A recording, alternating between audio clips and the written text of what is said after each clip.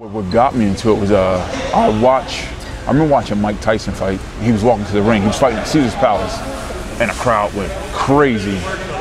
And just my adrenaline as a kid just went crazy. And I ran my grandmother. I was like, I want to do that. I want to do that. And ever since that, I was actually a bully up until I was about 16 years old. And then my kickboxing instructor, he found out about it. And he kicked my ass pretty bad, and I stopped bullying people. I was actually a double major. I majored in kinesiology and in psychology. I was taking like 22 credit hours, like every course I had to get it like signed off by the dean. What did you want to go? What was the plan after college? What did you want to? Oh, really well. Basketball in college, I actually did pretty good. My junior year, I only played like 6 games. And I averaged like 30 points and 10 rebounds. And after that, I like broke my foot. And I started getting like some attention from like a couple of pro teams. So I was like, okay, I'm gonna play pro ball for a few years, retire, take care of my family, and that's it. But instead, it didn't work out like that. I wound up playing like 2 years pro ball overseas and hated it. And I just went back to my first love, and you know, which is fighting. Well, honestly, it wasn't no more real money being made in kickboxing. You know what I mean? And I thought I wasn't gonna like MMA. And once I started taking jiu-jitsu, the first 3 weeks, I got destroyed every day. And matter of fact, at the 3-week mark, I was like, you know what? I'm quitting jiu-jitsu. I'm not going back. And I was like, you know what? Let's try one more day. I went back and I tapped out this purple belt. And after that, my confidence just went up. And then I got in the Naga tournament, won first place, no gi, second place gi. And that, like winning second place, I'm not used to losing. Winning second place really motivated me to get better at it.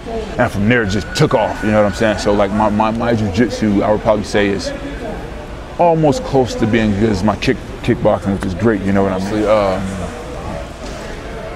I'm pretty much like the same person, you know what I mean? Outside the cage, very calm, very cool. Don't let a lot of little things bother me. When I'm in the cage, paying attention to like a lot of detail, how my guy's moving, what he's doing.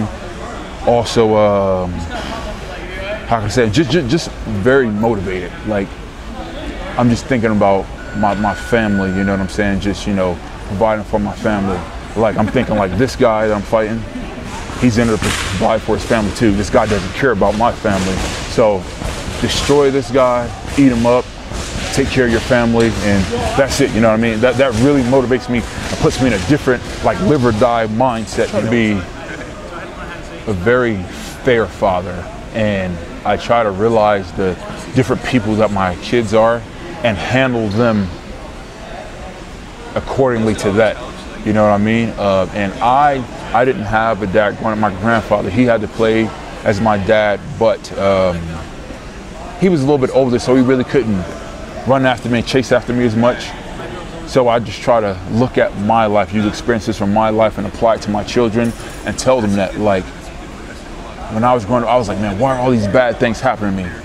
And now I know why today, so I can share these things with my children and they know, like, okay, dad said this happened and that happened and he did it like this. So I shouldn't do it like this, I should do it the way he told me, you know what I mean? But I know this. If I tell them 100 things, they're gonna ignore 50 of them and go, oh, I'm smarter than my dad, he doesn't know what I'm talking about. Then when I have them, they go, oh man, I should listen to my dad. And you know what? I'll be there to bail them out. I love them to death, you know what I mean? You know what? In life, a lot of bad things are gonna happen. And if you pay too much attention to the negative, it will completely take over your life. But if you stay positive, like, okay, no matter what, I broke my leg, guess what? While my leg is broke, still gonna diet, watch a lot of fight films, study, do push-ups, go to the gym, still lift, still get it done. I'm not gonna use that as an excuse, you know what I mean? So you always gotta stay positive. You always gotta look at your glass. Is it half empty or half confident? Also, not just sweating the small stuff, you know what I mean? Like just walking away from other incidents towards when I was like 16, I'll be like, I'm not backing down from nothing. So now it's like I have family, wife, so they have to be my first priority, you know what I mean? And fighting against family has to be my first priority. You know, so it's like, if it's anything besides that, I really don't pay it no attention, you know what I mean? And like I said, it makes me confident to just ignore all the small things, you know what I mean? And I'm definitely like a big believer in God, you know what I mean? Like I would say, I can remember talking to God like as a child. Just I can be walking up and down the street or playing in the backyard, just in my head talking to him, you know what I mean? And honestly, if it wasn't for him, I wouldn't have my family or be as blessed as I am in this sport or have any of the tools that I have. I give him all the thanks and praise for, you know, my everything: speed, athletic ability, intelligence, family, everything, you know what I mean? Without him, I wouldn't be here, I wouldn't exist, I wouldn't be here doing this interview right now.